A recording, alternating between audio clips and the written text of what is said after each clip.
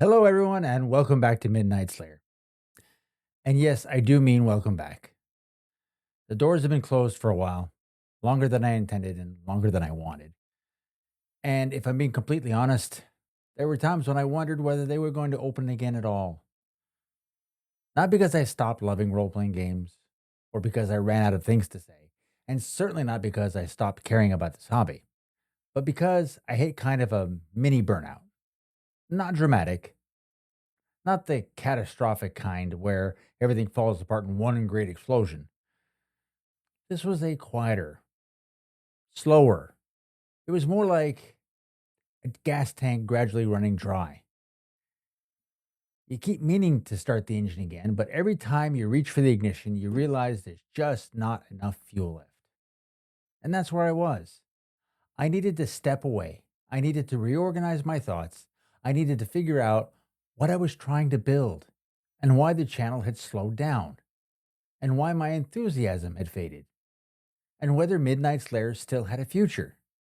The good news is that apparently I'm too stubborn to quit permanently. So the doors are open again. But before we can get back to reviews, campaign design, superhero games, fantasy games, and Star Wars, or old school rules, house rules, Port Dominion, or whatever else I drag in the lair, I think I owe you a proper return episode. Not an apology tour, not a dramatic confession, just an honest look at what happened. I ain't bulletproof, but I know the game. Can't let the fire die, can't let them win the same. I got the Cape Crusader blues, fighting battles I can't afford to lose. Every scar, every tear, it's the price I choose. Carrying the city on my back in worn out shoes.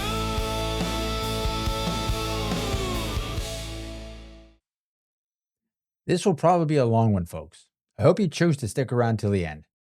I think it'll be worth it if you do. But in the meantime, grab your favorite choice of beverage and get comfortable.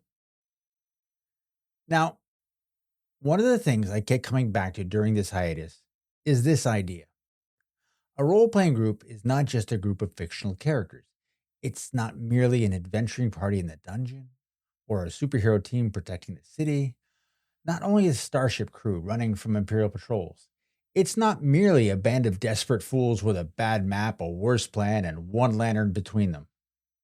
The real group, the people around the table, are also an adventuring party.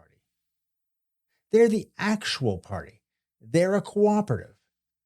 They're the ones who agree to come together, bring their talents, their imagination, their patience, their humor, and their trust and attention, and attempt to create something none of them could create alone. That's what a role playing game is. It's not just a game, not just a story, not just improvisation, not even just rules and dice. It's a strange synthesis of all those things. It's make believe with structure. It's a game with emotional investment. It's storytelling with consequences. It's a social contract disguised as an evening of pretending to be wizards, warriors, detectives, smugglers, vigilantes, or people with much better needs than we actually have. And because of that, it needs more than attendance. It needs participation, not necessarily grand speeches or 10-page backstories, not homework, not constant availability, but some sign of life, some sense that the game matters to more than one person. Now, let's be honest. The game master usually carries the heavier pack. That's just true. The GM reads the rules, he prepares the settings, he draws intricate maps, builds encounters, creates memorable villains, hopefully, portrays the NPCs, manages the pacing, answers questions for players around the table, handles the scheduling, and adjudicates the general chaos of the game, and somehow still has to remember whether the goblin on the left already took his turn. So yes, the GM carries more, but more shouldn't mean all. And this is where I think a lot of campaigns begin to die, quietly. Not because anyone hates the game or anyone means harm, not because the campaign was a bad idea, but most likely it's because the momentum stopped being shared. The GM is pushing, the players wait. The GM asks questions. The answers are slow or vague or don't come. The GM tries to generate enthusiasm, and the group assumes, hey, the GM's got this handled. And slowly, the GM becomes the only fuel source. That may work for a while, but eventually, one fuel tank is not enough to launch the rocket. Eventually, it sputters, it shakes, it burns through everything it has, and instead of reaching orbit, it either crashes back down or explodes on the pad. That may sound melodramatic, but if you have ever been the GM in that situation, you know exactly what I mean. Port Dominion did not almost die because I stopped loving it. I still love that city.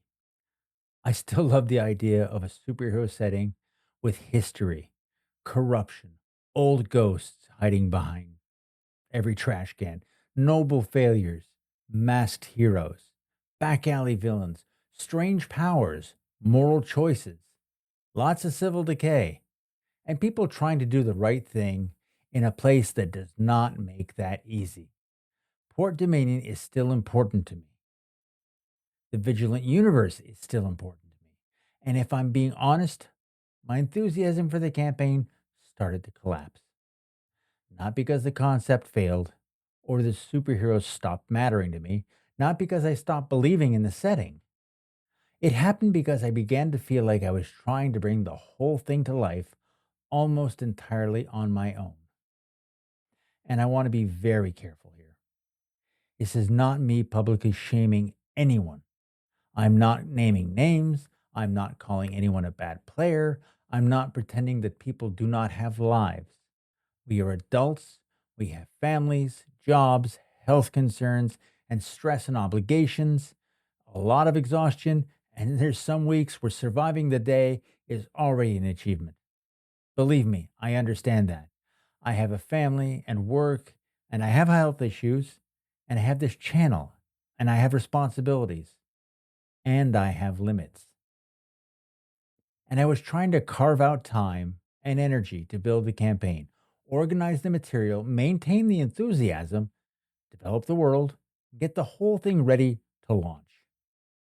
But what I had to admit was this: creating a character is not the same thing as investing in a campaign. Creating a character is the first handshake, it's not the whole relationship. And I should say this clearly before anyone thinks I'm putting myself above the problem. I have been guilty of this too. There have been games where I was absolutely that player who mostly just showed up. I brought my character sheet, I rolled the dice, I enjoyed the session, and then I gave very little thought or energy into the campaign once I left the table. At the time, I probably didn't think of it as a problem. I probably assumed that showing up and playing was enough. But this whole experience has shown me the other side of that equation. It has shown me how much those small signs of interest matter: the questions, the comments, the enthusiasm between sessions, the little bits of feedback that tell the GM, yeah, this world is alive in my imagination too. This is not me standing on a soapbox pretending I have always gotten this right. I have not. This is me realizing a little late, perhaps, that I have sometimes failed to help fuel the fire in other people's campaigns. And sometimes I might even have been a roadblock. And now that I have felt that absence and what it can do from the GM side of the screen, I understand it in a way I probably should have understood it sooner.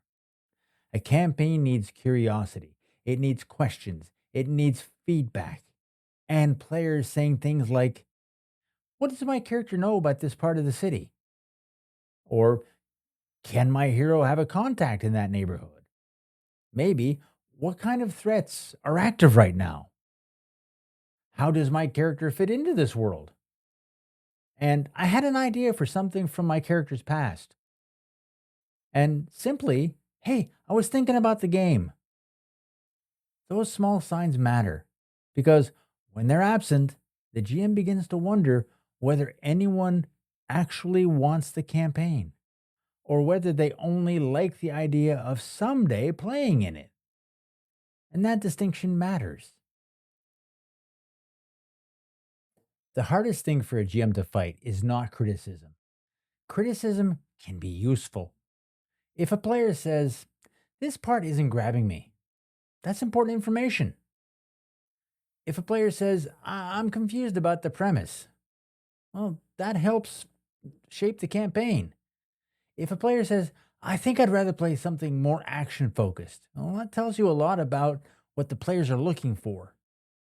And if a player says, "Hey, superheroes may not be my thing right now," well, that helps a lot too. It knows that maybe you should either change genre or maybe this player should sit this one out. You can work with honesty. What you cannot work with is silence, or what feels like silence, what feels like indifference. And I'm saying feels like deliberately, because we don't always know what's going on inside another person. Sometimes people care, but they're tired. Sometimes they're interested, but they don't know what to say. Sometimes they assume the GM has it all under control, and sometimes they think showing up at the table is enough. But from the GM side of the screen, silence can feel like indifference, and perceived indifference is poison to creative momentum.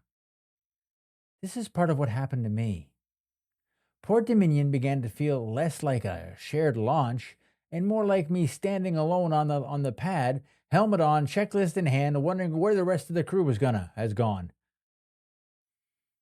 And because Midnight Lair and Port Dominion were feeding each other creatively, when one started to falter, the other one lost momentum too.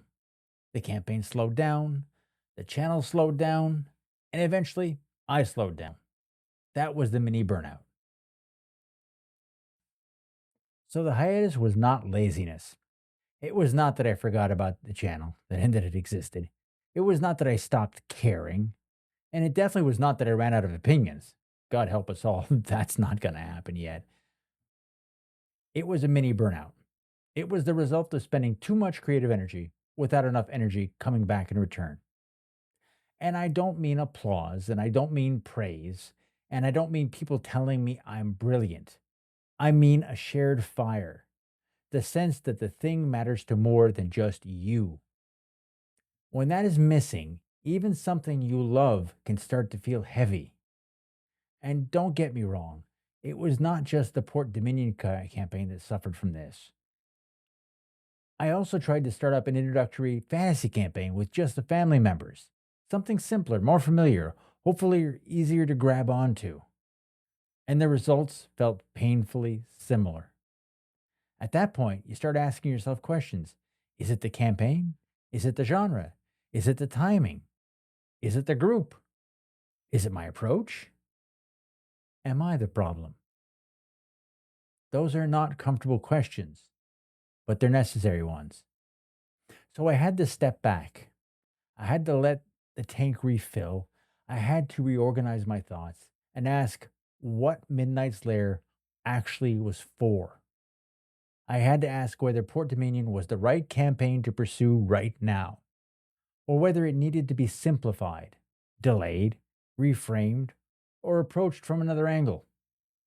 I had to ask whether maybe I had chosen the wrong launch platform for this particular moment.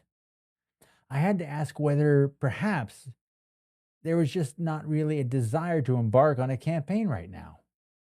That last possibility is hard to admit because when you love this hobby and when you have all these worlds and characters and ideas knocking around in your head, it's very easy to assume that other people are just waiting for the chance to jump in. But sometimes they're not. Sometimes the desire is not there right now. Or it is there in theory, but not enough to overcome the weight of adult life. And that's not villainy, that's reality. But a GM still has to recognize it because trying to launch a campaign into the absence of real desire is a good way to burn out the one person still pushing.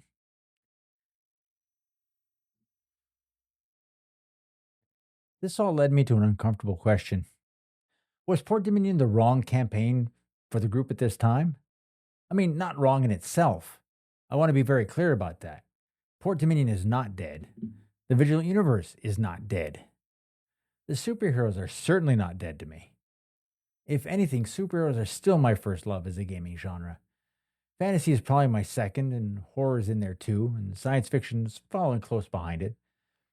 But superheroes, superhero role playing games, comic book worlds, costumed heroes, and the strange powers, and the secret identities, the tough moral choices, the colorful villains, masked vigilantes, and cities full of danger and hope, that is still the center of gravity for me.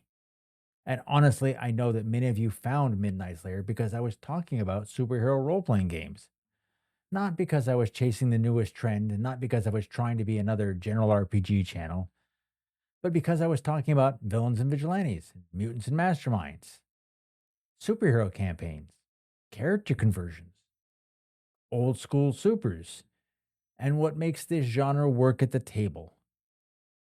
So I'm not casually walking away from all that. I'm not announcing that Midnight's Lair is suddenly becoming a fantasy channel. But I still have to ask whether Port Dominion, in the form I was trying to launch it, was the right first vehicle. Maybe the problem was not superheroes. Maybe the problem was scale. Maybe Port Dominion was too much too soon.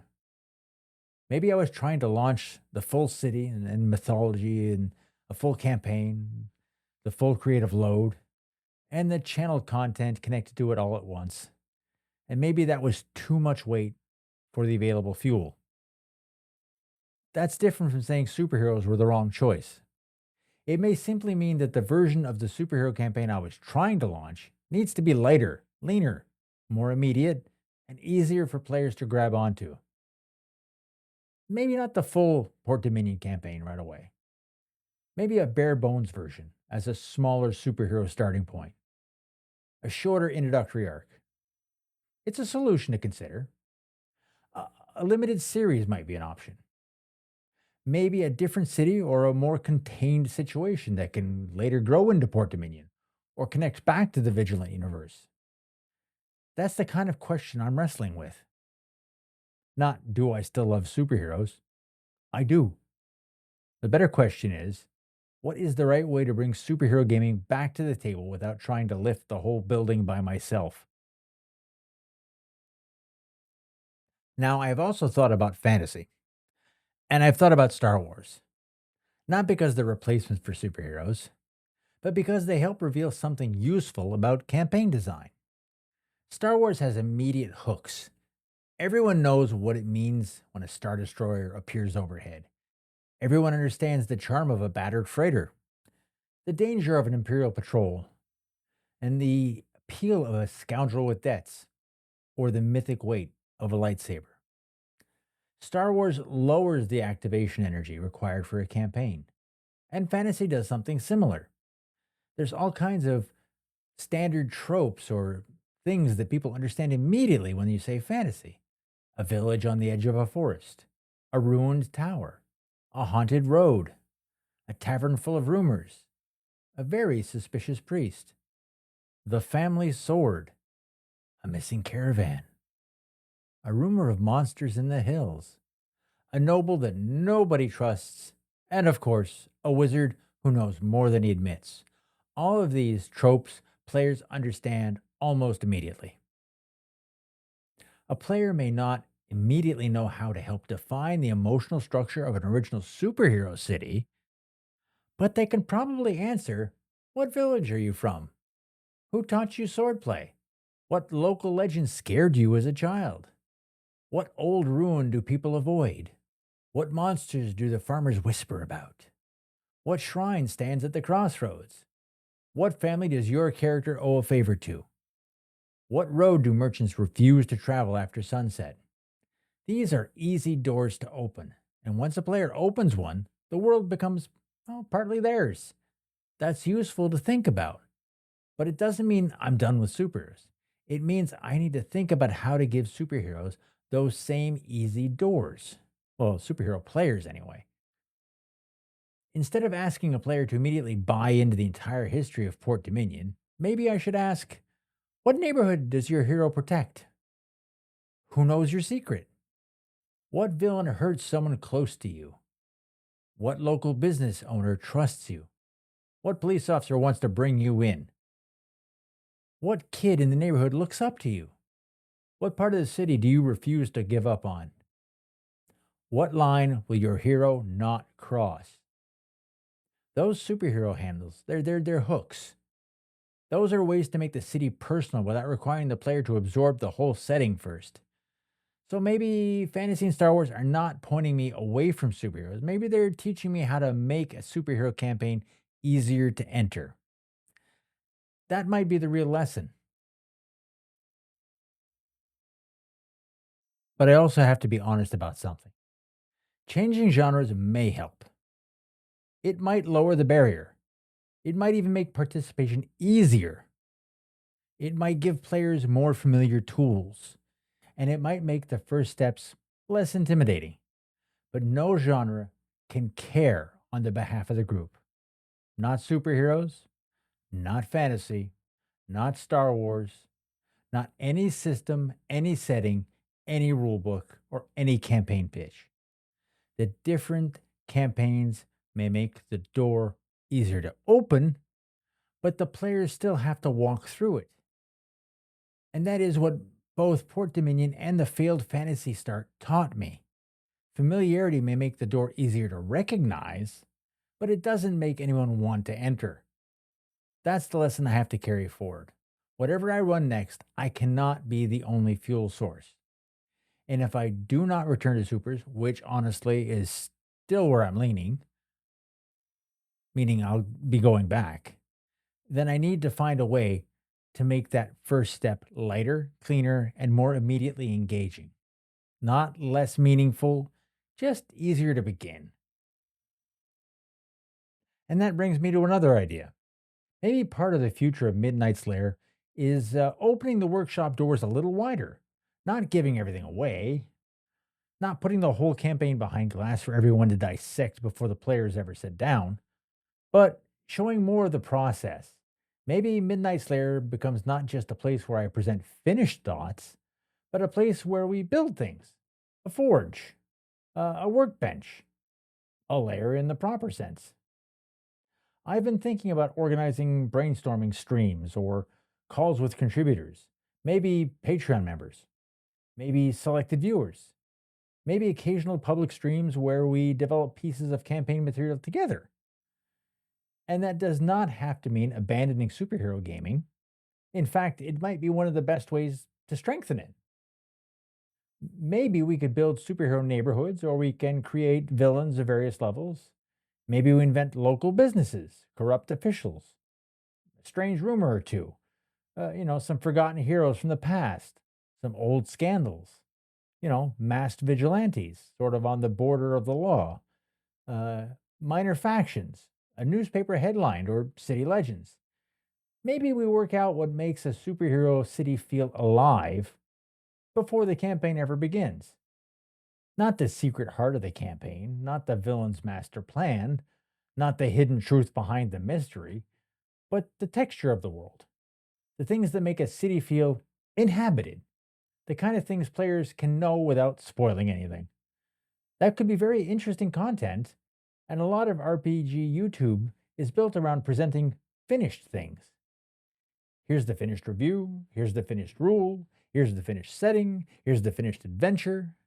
But I think there's value in showing the forging, the rough ideas, the false starts, the that sounded better in my head moments, the places where something clicks, and the moments where someone throws out a strange little idea and suddenly a whole neighborhood, villain, or faction, or maybe an adventure hook is formed around it. That's real campaign creation, and maybe viewers would enjoy seeing that. Maybe Patreon members would enjoy contributing to that. And maybe, and I don't know, this is not guaranteed, maybe if the viewers show enthusiasm, that enthusiasm might become contagious. Maybe the players see that other people are excited about the world and begin to feel some of that excitement too. I have to be careful. Viewer enthusiasm cannot replace player commitment. The audience cannot become the new fuel source while the players remain passengers. That would create content, yeah, but it would not solve the actual table problem. So the balance has to be this: the viewers help build the world, the Patreons help throw sparks into the forge, the players bring the world to life through play, and the GM shapes, filters, protects, and decides what becomes canon. That could work.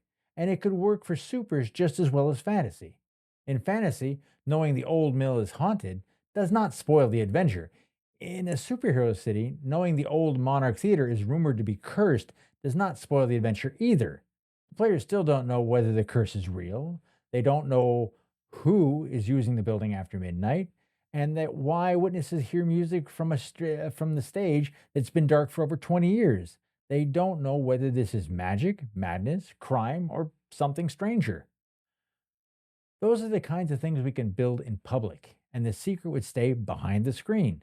And maybe that's a healthier way for me to keep creating even when a full campaign is not ready to launch. Not replacing the table, not replacing the players, but keeping the creative fire alive with the people who actively want to gather around it.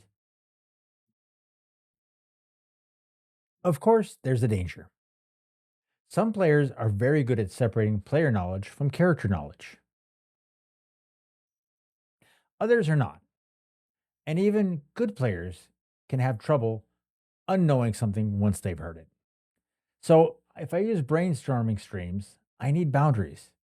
There's the material that can be safely discussed in public, such as tone, theme, local color, rumors, broad history, some folklore, neighborhoods in the city, customs, city legends, old heroes, minor villains, public facing factions, and the feel of the setting and the kind of adventures that both the viewers and the players might want to see. And then there's material that has to stay behind the GM screen: the villain's plans, the mystery solutions, the hidden factions, the secret identities and betrayals, secret bases, and the real purpose of the abandoned laboratory, and the thing sleeping under the city that everyone just thinks is a rumor, the truth behind the hero who disappeared in 1987. Those things have to stay private. So maybe the public workshop builds the world everyone knows, and the GM provides and protects the truth underneath it.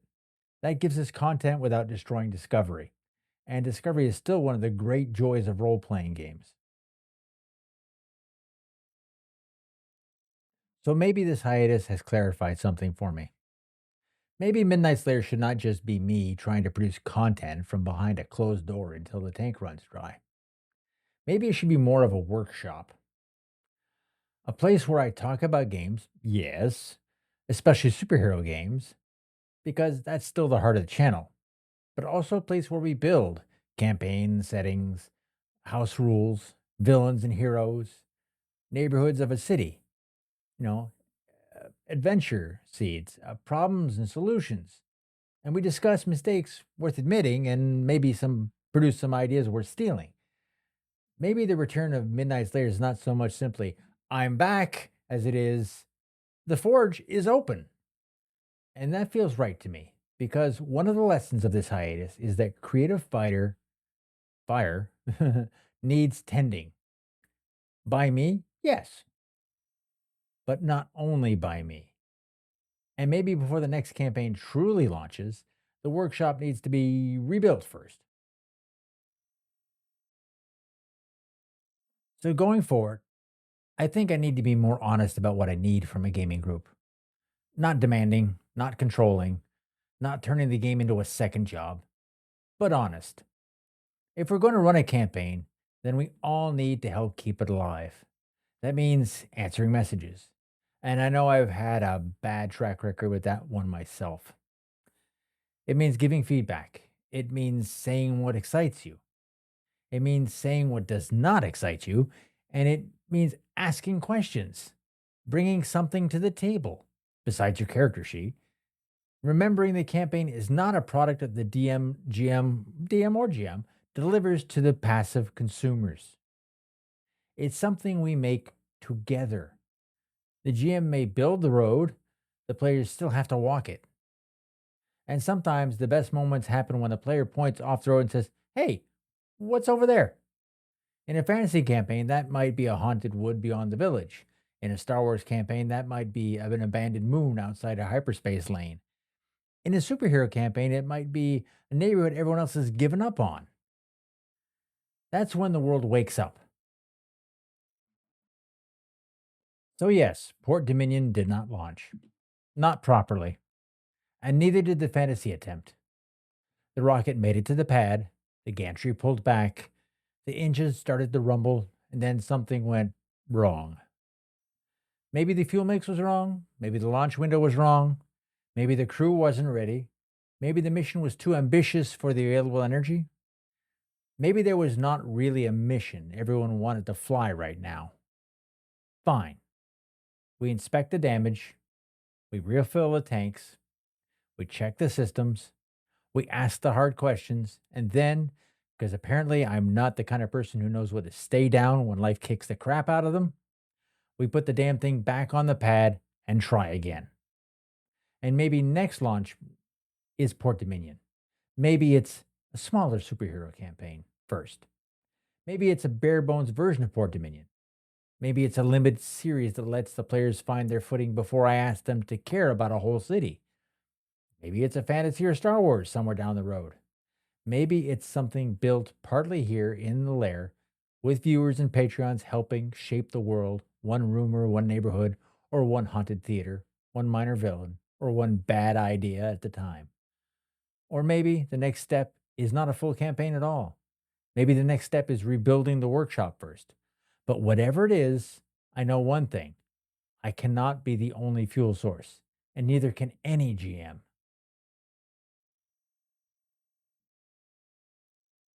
So if you're a player and you love your game, feed it, ask questions, show interest, remember the names of the NPCs, tell your GM what excites you, tell your GM what's not working, offer a rumor from your character's home village, invent an old rival, care about the world out loud.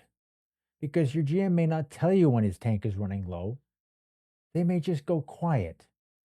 And one day the game is gone. Not because anyone hated it, but because not enough people loved it out loud. And that's the lesson I'm taking from this hiatus. That's the lesson I want to carry forward. Midnight's Lair is not dead. Port Dominion is not dead. The fire got low, but it didn't go out. So welcome back to Midnight's Lair. The doors are open, the forge is lit, and let's see what we can build. So until I open the doors to Midnight's Lair once again, be safe. Take care of yourselves and those you love, and do good.